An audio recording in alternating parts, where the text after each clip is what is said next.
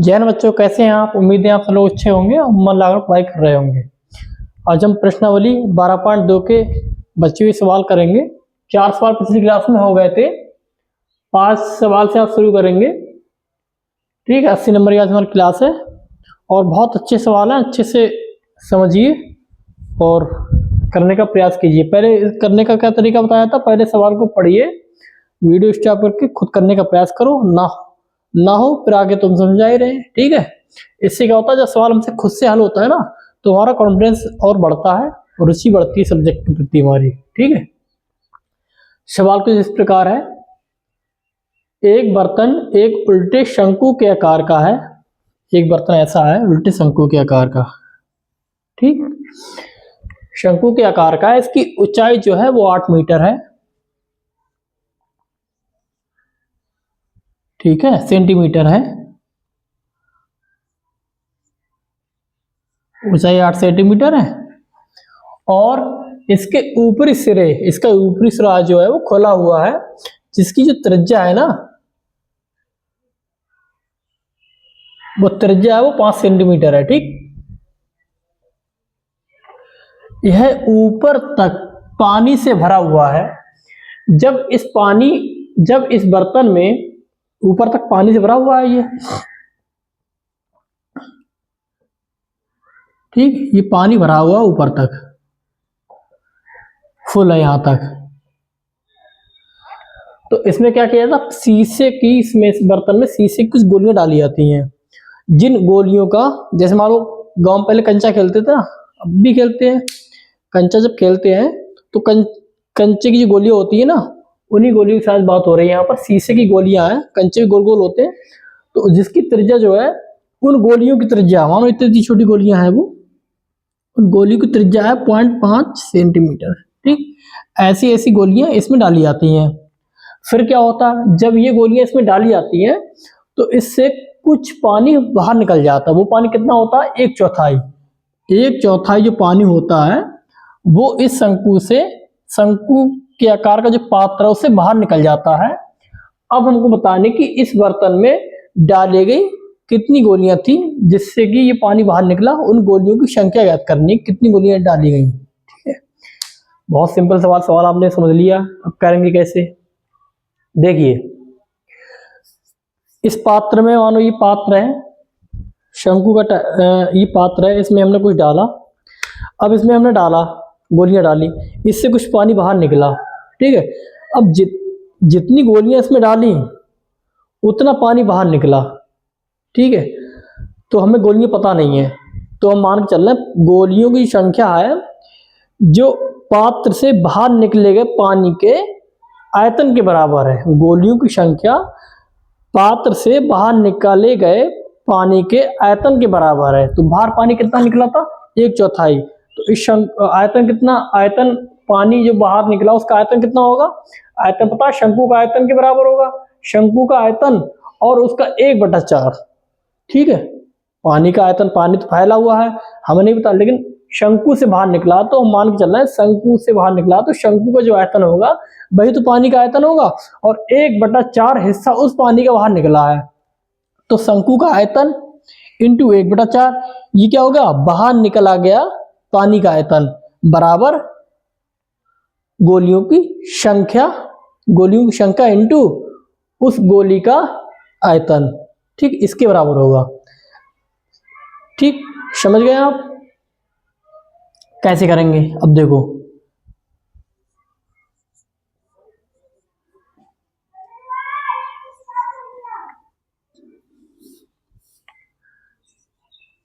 बर्तन से बाहर निकले पानी का आयतन। अब देखो, हमें गोली की संख्या याद करनी है। हमने पहले मान लेंगे माना गोलियों की संख्या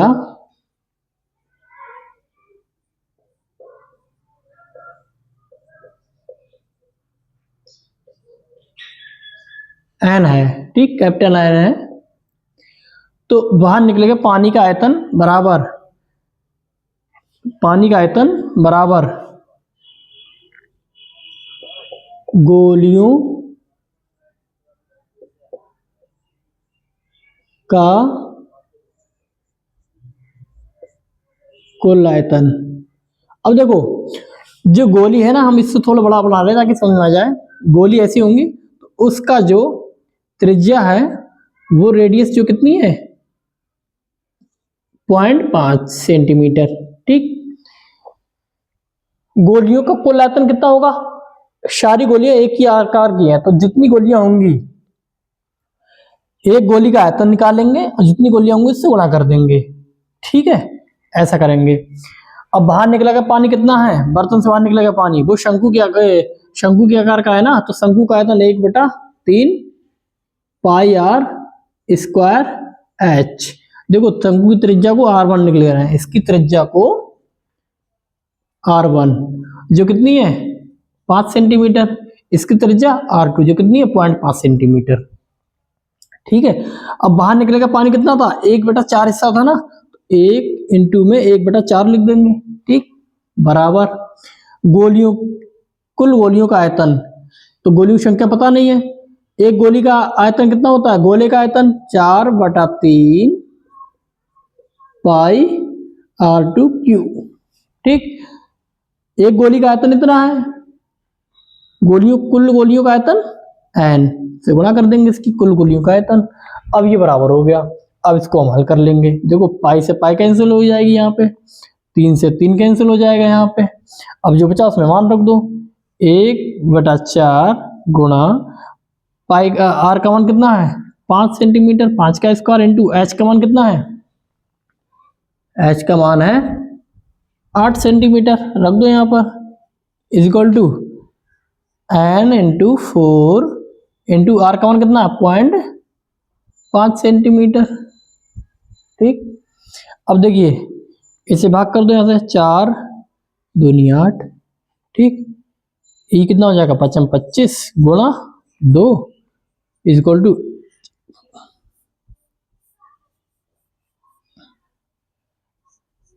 n इंटू 4 इंटू इसको लिख देंगे 100 पॉइंट के बाद 1 2 5 इसका क्यूब होगा। ठीक है, और देखो पॉइंट हटाए यहाँ से, नीचे एक लिखा और पॉइंट के बाद जितने अंक उतने 0।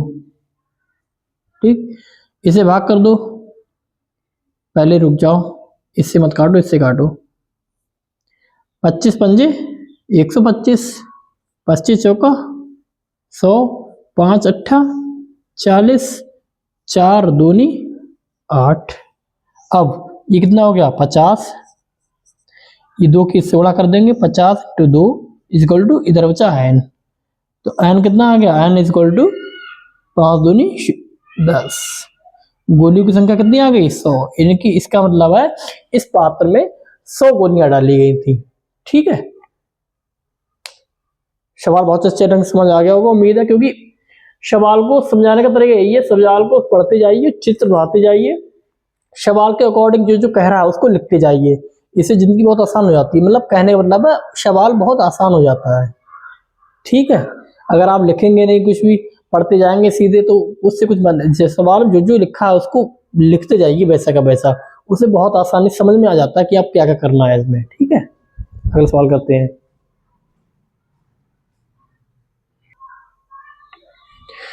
जो अगला सवाल है इसको पढ़िए, करने का प्रयास कीजिए। ऊंचाई 220 सेंटीमीटर और आधार का जो व्यास है वो 24 सेंटीमीटर वाले एक बेलन है, जिस पर ऊंचाई 60 सेंटीमीटर और त्रिज्या 8 सेंटीमीटर वाला एक अन्य बेलन आरोपित यानी कि रखा हुआ है, से लोहे का एक स्तंभ बना हुआ है। इस स्तंभ का द्रव्यमान ज्ञात कीजिए, जबकि 1 सेंटीमीटर क्यूब लोहे का द्रव्यमान 8 ग्राम होता है। कैसे करेंगे, देखो इसमें लिखा है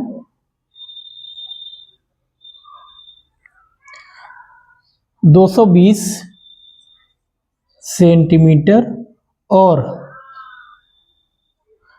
आधार का व्यास कितना है 24 सेंटीमीटर। ये एक बेलन है, इसके ऊपर 60 सेंटीमीटर और इसका जो व्यास है वो कितना है 8 सेंटीमीटर, ये और 8, आधार का व्यास है 8 सेंटीमीटर, ठीक, ऊंचाई है 60 सेंटीमीटर। एक अन्य बेलन, अब ये कितना, ये स्तंभ है पूरा, एक स्तंभ है, ठीक है, इसका हमें द्रव्यमान ज्ञात करना है। कैसे ज्ञात करेंगे, जबकि 1 सेंटीमीटर क्यूब का इतना ग्राम है, हम क्या निकालेंगे, इसका आयतन निकाल लेंगे। आयतन की हम इससे गुणा कर देंगे, आंसर आ जाएगा हमारा। कैसे निकालेंगे आयतन, एक तो इस बेलन का आयतन निकालेंगे प्लस इस बेलन का आयतन निकालेंगे। मान लो इसको हम एक नंबर का बेलन मान रहे हैं, इसे 2 नंबर का बेलन मान रहे हैं, ठीक। अब इसके लिए इसकी जो हाइट है वो h1 कितनी है 220 सेंटीमीटर, और इसकी जो रेडियस है वो कितनी है r1 24/2 यानी कि 12 सेंटीमीटर, ठीक।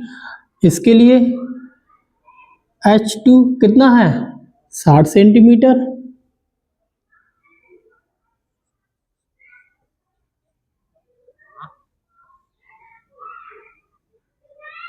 ठीक। और इसके लिए r2 कितना है 8 का आधा 4 सेंटीमीटर। सारे मान इसमें रख देंगे हम। कैसे निकालेंगे, स्तंभ का आयतन,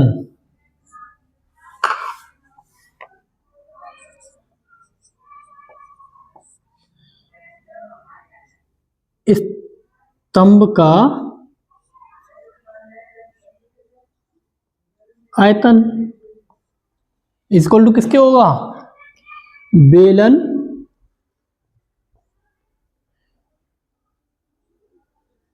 एक का आयतन वॉल्यूम प्लस बेलन 2 का आयतन यानी वॉल्यूम, ठीक।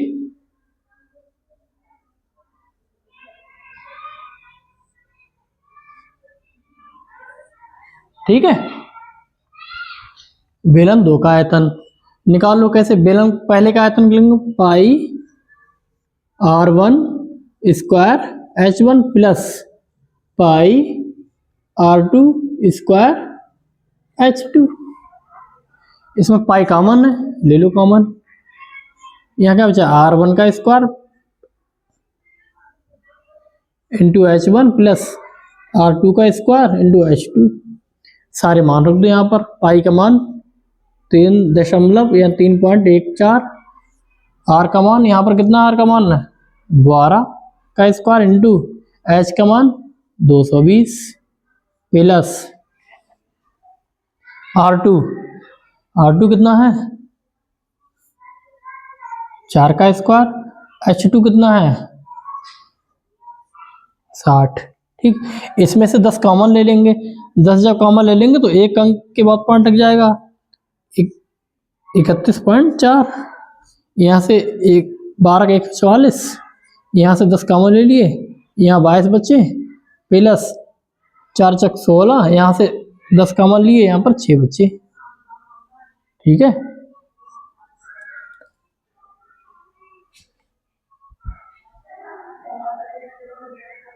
यहाँ कितना बचा 4 चक 16,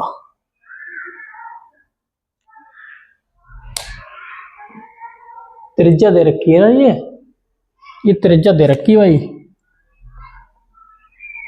ये व्यास नहीं त्रिज्या ही है, ये मतलब त्रिज्या ही है ये, ठीक है।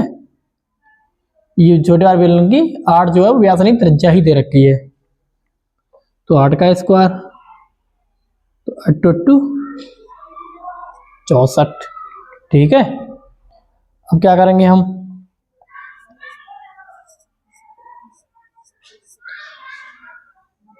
ठीक है, इसकी जब हम गुणा करेंगे 22 की इससे गुणा करेंगे तो आएगा हमारा 31 68। जो कॉमन लेंगे तब भी गुणा इसमें करनी पड़ेगी, तब भी वो बड़ी हो जाएगी।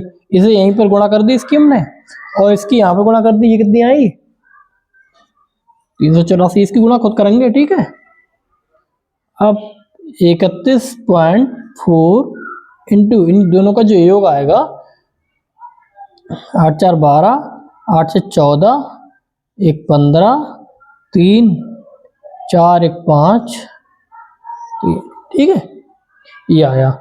अब इनकी जब हम गुणा करेंगे तब कितना आएगा, इसकी जो गुणा करेंगे वो आएगा 153 2.8 ग्राम, नहीं सेंटीमीटर क्यूब,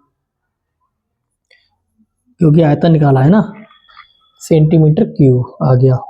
ये तो स्तंभ का आयतन आ गया, ठीक है।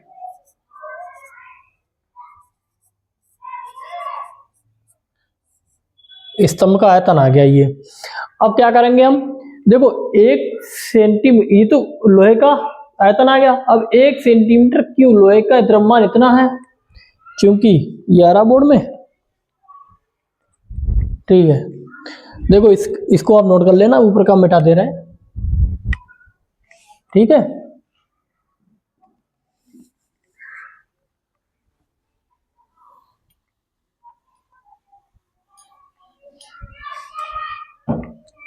क्योंकि 1 सेंटीमीटर क्यूब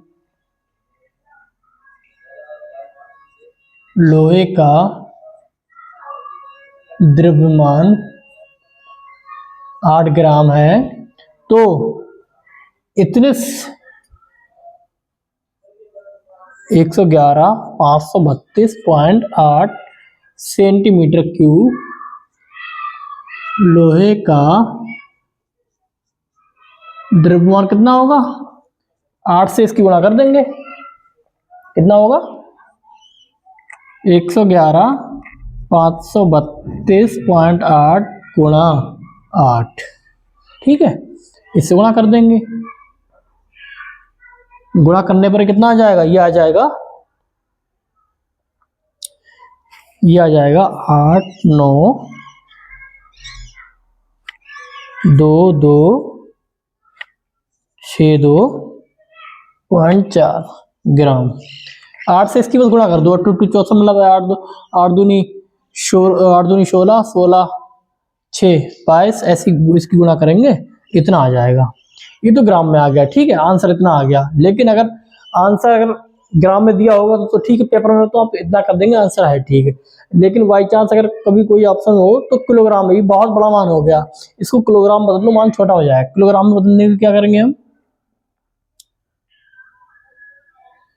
किलोग्राम में बदलने के लिए क्या करेंगे हम, इस ग्राम को 1000 से भाग कर देंगे,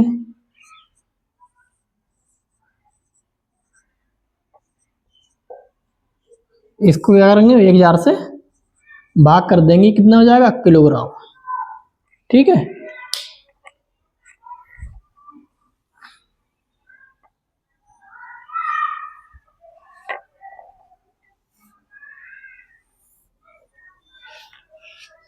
किसमें आ गया ये, किलोग्राम।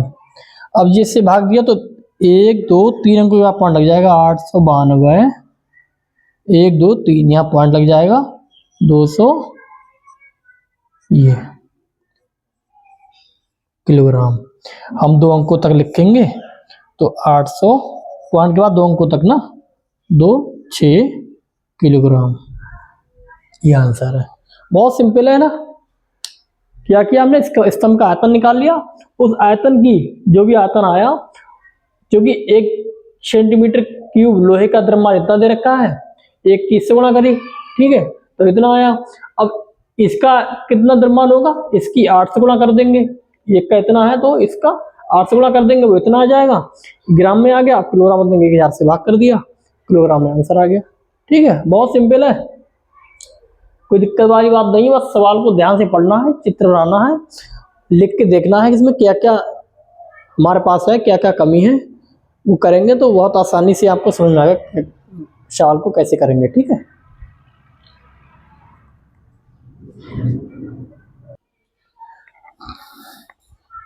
देखो अगला सवाल है, इसको ध्यान से पढ़ेंगे, हम चित्र बनाएंगे, समझने का प्रयास करेंगे, ठीक है। एक ठोस में 120 सेंटीमीटर ऊंचाई और 60 सेंटीमीटर त्रिज्या वाला एक शंकु सम्मिलित है, जो 60 सेंटीमीटर त्रिज्या वाले एक अर्धगोले पर आरोपित है, यानी कि रखा हुआ है। इस ठोस को पानी से भरे एक लंबवृत्तीय बेलन में इस प्रकार सीधा डाला जाता है कि ये बेलन की तली को स्पर्श करे, ठीक है, बेलन की तली को स्पर्श करे। यदि बेलन की त्रिज्या 60 सेंटीमीटर और ऊंचाई 180 सेंटीमीटर है तो बेलन में शेष बचे पानी का आयतन ज्ञात करो। चित्र बनाओ पहले। देखो ये एक ठोस है जो अर्धगोले पर एक शंकु आरोपित है, रखा हुआ है, ठीक है। ये अर्धगोला, इस पे शंकु, इसकी त्रिज्या है 60 सेंटीमीटर, ठीक है। इसकी त्रिज्या है वो है 60 सेंटीमीटर। ध्यान रखना इस अर्धगोले की भी त्रिज्या 60 सेंटीमीटर ही है, ठीक है। और इस बेलन ठोस की ऊंचाई, पूरी जो ऊंचाई है कितनी है 120, नहीं इस ठोस में 120 सेंटीमीटर, हाँ इस शंकु की जो ऊंचाई है वो 120 है, इस शंकु की, यानी कि H1 मान लो इसे। इस शंकु की जो ऊंचाई है, शंकु तो इतना है ना, इसकी ऊंचाई 120 है, इसमें अर्धगोला भी सम्मिलित है। अब इसको क्या किया जाता है, इसको एक इस पात्र में जो कि बेलनाकार है, जिसकी त्रिज्या भी 60 सेंटीमीटर है, ठीक है, और ऊंचाई 180 सेंटीमीटर है, इसको उठा के इसमें डाल दिया जाता है और इस तली को इसको स्पर्श करता है, ठीक है, इसको स्पर्श कर रहा है। इसको ऐसे उठाया और इसको ऐसे नीचे डाल दिया, फिर इसमें से कुछ पानी बाहर निकलेगा, ठीक है, पानी बाहर निकल जाएगा, उसकी तो हमें कोई चिंता ही नहीं, बाहर निकल जाने दो। इसमें कह रहे हैं शेष बचे पानी, जो इसके अंदर बचा पानी है उसका आयतन ज्ञात करना है। कैसे याद करेंगे, जब इसको उठा के इसके अंदर डाल दिया फिर कुछ इस प्रकार बनेगा। ये देखो 180 सेंटीमीटर इसकी हाइट है, ठीक, H2 मान लो इसे। ध्यान से देखिए, इसकी त्रिज्या 60 सेंटीमीटर है तो ये भी त्रिज्या है, ये कितनी है 60 सेंटीमीटर है। इस ऊंचाई में ये त्रिज्या जोड़ दो, कितनी हो जाएगी 120 प्लस 60 कितना हो जाएगा 180, यानी कि जो इस ठोस है इसकी ऊंचाई और बेलन की ऊंचाई सेम है, यानी कि इस ठोस को ये पूरी तरह समझ आता है, ठीक है।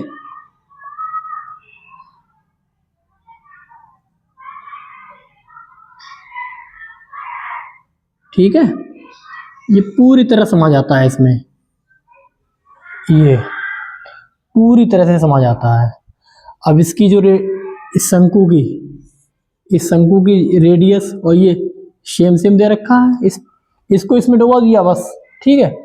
इसकी रेडियस तो सबकी समान है और इसकी हाइट तो दे रखी है, इसी को इसमें डुबा दिया तो इसकी जो मापें होंगी, इसकी जो मेजरमेंट्स होंगे वो इसके समान होंगे, ठीक है। अब क्या करेंगे, हम कैसे निकालेंगे शेष बचे पानी का आयतन। शेष बचे पानी का जो आयतन होगा वो इस बेलन का आयतन, इस बेलन के आयतन में से अगर हम इसके आयतन को घटा दें, किसके, इस ठोस के आयतन को घटा दें, तो शेष बचे पानी का आयतन आ जाएगा, बिल्कुल आ जाएगा। ऐसे हल करते हैं, ठीक है, करो हल। देखो शेष बेलन में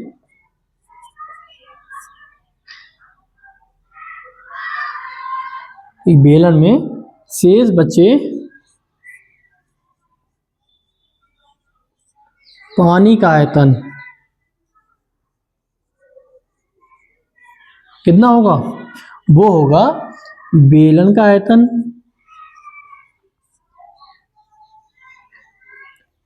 ठीक है माइनस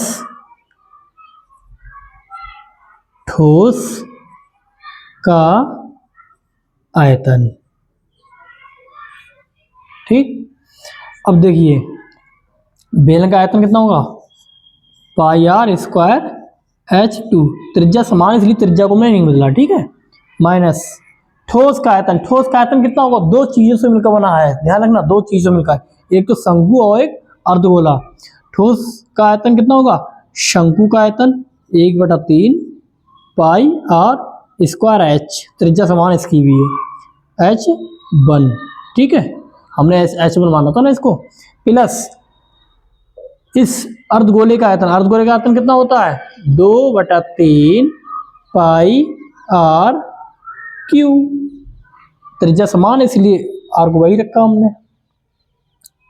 अब देखिए अगर हम सारे मान इसमें इसको भी मान निकाल के हल करें, इसको भी हल करें, इसको भी हल करें, थोड़ा कठिन हो जाएगा। इसमें जो कॉमन है उसे कॉमन ले लेते हैं। सब में क्या कॉमन है, पाई आर स्क्वायर कॉमन है। यह कितना बचा H2, यह माइनस 1/3, यह कितना बचा H1 माइनस के अंदर गुणा कर दो माइनस 2/3 आर, इतना बचा ना, आर स्क्वायर कॉमन ले लिया तो आर बचा यहाँ पे। अब इसमें सारा मान रख देंगे, बोर्ड में आ पा रहा है, ठीक है। इसमें सब मान रख देंगे, रख दो। पाई का मान इसमें दे रखा है शायद, क्या नहीं दे रखा, नहीं दे रखा तो 22/7 ही मानेंगे, ठीक है। 22/7 गुणा आर स्क्वायर, आर की वैल्यू कितनी है 60, इसका स्क्वायर इंटू H2 कितना है 180 माइनस 1/3, H1 का मान कितना है 120 माइनस 2/3, आर की वैल्यू 60, ठीक है। अब जो कट रहा है उसे काट दो, 3 चौक 12, 3 दूनी 6, ठीक। ये देखिए 22,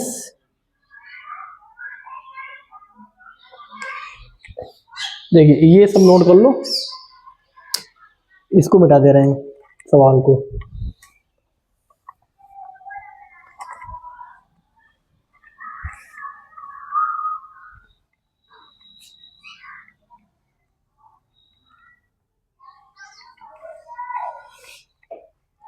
ठीक है, 22/7, इसका स्क्वायर कितना होगा 6 संग 36 2 0 इंटू 180 माइनस ये 40 और 20 दूनी 40, 40 माइनस के भी है, माइनस के भी जोड़ के कितना हो जाएंगे 80, माइनस में ही आएंगे ना, 2/7 22/7 इंटू 300 मतलब 3600, ये कितने हो गए 100, कितने हो जाएंगे ये, इसकी गुणा कितनी, इसकी 22 की इससे गुणा कर दो 36 से, 22 की इससे गुणा कर दो 36 से, कितना आ जाएगा ये आ जाएगा 22 की 36 से हम गुणा कर देंगे तब ये आ जाएगा 792, 1 2 3 1 2 3 4 0/7। अब इसको हम डिवाइड करेंगे, जब हम डिवाइड करेंगे 7 से डिवाइड कर देंगे, 7 एकम 7 और 7 एकम 7, यहाँ कितने बचे 2 और 2 7 यहाँ 21, इसको हम डिवाइड करते जाएंगे, कितना बचेगा 1 14 28.57 सेंटीमीटर क्यूब। जब इसको डिवाइड कर दिया ये आया, ठीक है। अब ये शेष पानी का आयतन आ गया, ठीक है, शेष पानी का आयतन आ गया, आंसर यही है। लेकिन मान बड़ा है, इसको छोटा कर लेते हैं। छोटा कैसे करेंगे हम, इसको सेंटीमीटर को मीटर क्यूब में बदल लेते हैं। मीटर क्यूब में बदलेंगे तो ध्यान रखिए 1 सेंटीमीटर बराबर कितना होता है 1 सेंटीमीटर बराबर कितना होता है 1/100 मीटर, इतना होता है। लेकिन ये क्यूब है, इसके ऊपर क्यूब चढ़ा हुआ है, तो 1 centimetre cube is equal to 1/20 गुणा 100 गुणा 100, ये 3 बार गुणा कर देंगे, 3 बार मतलब गुणा करके भाग कर देंगे इसको, ठीक है।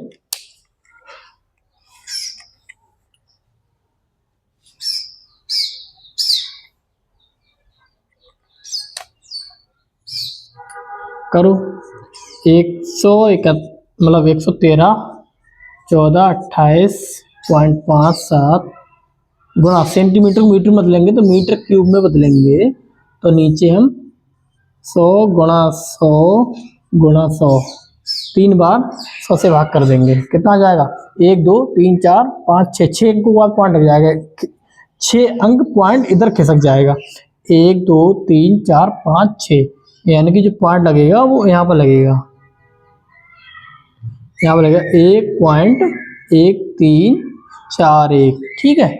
लेकिन हम 3 अंकों तक ही निकालेंगे, इसको हटा देंगे, ठीक है, 3 अंकों तक ही निकालेंगे, इसलिए इसके बाद सारी संख्या हटा देंगे, कितना जाएगा मीटर क्यूब, ठीक, ये आंसर है।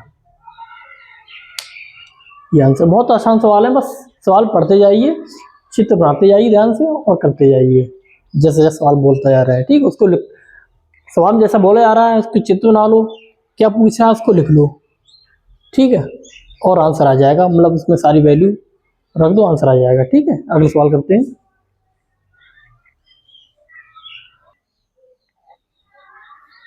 देखिए अगला सवाल है, लास्ट सवाल है इस एक्सरसाइज का और इस चैप्टर का भी। सवाल को ध्यान से पढ़ो, चित्र बनाओ, सवाल में क्या क्या दे रखा है वो लिखो और उसके अनुसार फॉर्मूला लगाओ, आंसर आ जाएगा। एक गोलाकार कांच के एक बर्तन की एक बेलन के आकार की गर्दन है। कोई गोलाकार पात्र है, ठीक है, ये गोलाकार पात्र है, इसमें क्या है, एक बेलनाकार गर्दन है इसकी, ऐसी, ठीक है, ये सुराही टाइप का है। कह रहे हैं जिसकी लंबाई 8 सेंटीमीटर है, इसकी जो हाइट है वो कितनी है 8 सेंटीमीटर, ये, ठीक। अब कह रहे हैं इसका व्यास 2 सेंटीमीटर है, इसका जो व्यास है यहाँ से यहाँ तक की जो दूरी है वो 2 है, ठीक। जबकि गोलाकार भाग का व्यास, इस गोलाकार भाग का व्यास वो कितना है, वो है 8.5 सेंटीमीटर, ये इतना पूरा, ठीक है। इसमें भरे जा सकने वाले पानी की मात्रा माप कर एक बच्चे ने भरी है, उस बर्तन का आयतन ये है, ठीक, इसमें पानी भरा उसका आयतन ये है, उसने बताया कि इसमें जो पानी भरा जाएगा उसका आयतन ये है। अब हमको जांच करना है कि जो पानी भरा है जिससे बच्चे ने माप को भरा है क्या ये सही है या गलत, ठीक। जांच करने के क्या करेंगे हम, इसका पानी इसके आयतन के बराबर ही तो भरा जाएगा, तो हम इसका आयतन निकालेंगे। इसका आयतन कैसे निकालेंगे, मान लो यहाँ से इसको जोड़ दिया तो क्या हो गया, ये तो गोला हो गया पूरा, ये गोला हो गया और ये इतना बेलन, तो गोले का आयतन प्लस बेलन का आयतन के बराबर इस पात्र में भरे जा सकने वाले पानी का आयतन आ जाएगा, ठीक है। बहुत सिंपल है, कैसे आ जाएगा, देखो इसकी रेडियस कितनी है, इसकी रेडियस है r1 कितनी है, इसकी आधी, इसकी आधी 8.5/2 सेंटीमीटर। इसकी रेडियस कितनी है, इसकी रेडियस है r2 कितनी है, इसकी रेडियस है 1, तो व्यास 2 है 1 सेंटीमीटर, इसकी हाइट तो इतनी है। अब क्या करेंगे हम,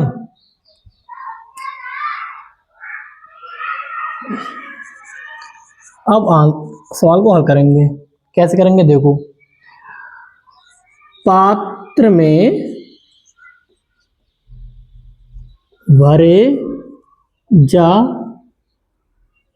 सकने वाले पानी का आयतन वो कितना होगा, वो होगा इसी के बराबर लिख रहे हैं, ठीक है, उसे जगह नहीं तो इधर नीचे लिख दे रहे हैं, वो होगा गोले का आयतन। गोले का आयतन कितना होता है 4/3, पूरा हिंदी में जाने दो, उसके गोले का आयतन, हिंदी मतलब शब्दों में, हिंदी में लिखो अंग्रेजी में लिखो शब्दों में, गोले का आयतन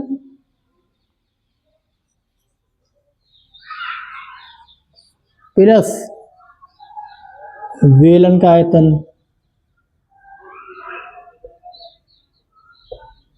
ठीक।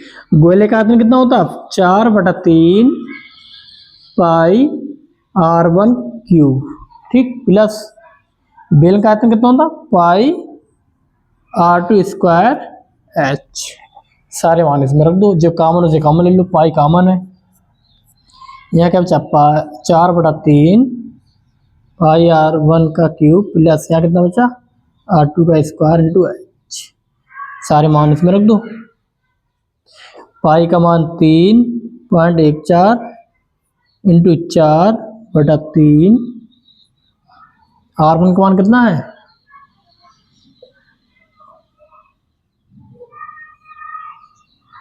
ठीक है, ये प्लस r2 का मान कितना है? r2 का मान है 1, तो 1 का स्क्वायर इंटू h का मान कितना है? 8। ठीक है, हल करो इसे। ठीक है, देखो अगर हम 85 गुणा करें कितनी आएगी? 55 25, 8 से एक संख्या अधिक 9 9 72, 72 85, 2 अंक के बाद पॉइंट लग जाएगा। ठीक है, कितनी आ जाएगी? यहाँ पर 4/3 बटे 772 25 गुणा 85, मतलब 85 मतलब 8.5, 8.5, क्योंकि 85 गुणा कर ली, ये 85 हमने छोड़ दिए, थोड़ा आसान हो जाएगा ना। अब फिर इस 85 इसमें गुणा कर देंगे हम। 85 का मतलब कह रहे हैं 85, लेकिन 8.5 गुणा करेंगे। इसमें भी हमने 8.5 गुणा करी, फिर तुमने 2 अंक का पॉइंट लगा दिया ना। बटे में 2 की गुणा 3 बार 8 प्लस 1 का स्क्वायर 1 ही और 8। देखो 4 दूनी 8, ये कितना आ जाएगा? 3.14, ऊपर कितना आ जाएगा? इस 85 मतलब 8.5 की इससे वजह हम गुणा कर देंगे, वो लगभग इतना आ जाएगा 3 दूनी 6, पहले इसकी गुणा भी कर ले रहे हैं।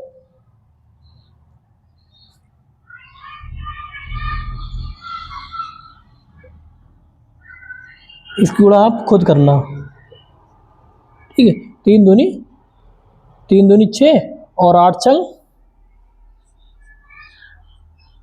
48 बटे में 6। ठीक, बोर्ड पूरा आ पा रहा है? ठीक है, अब क्या करेंगे हम? अब हम इसको जोड़ देंगे, इसकी गुणा करके इसको जोड़ देंगे और 6 से भाग कर देंगे। ठीक है, हम क्या करेंगे?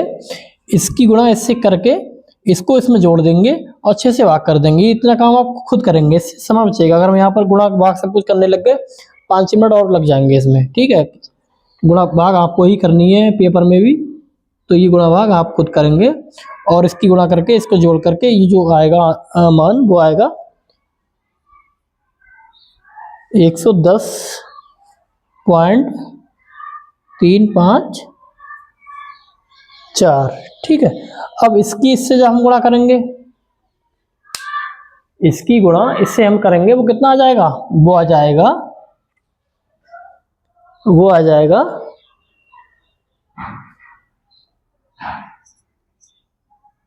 346.51।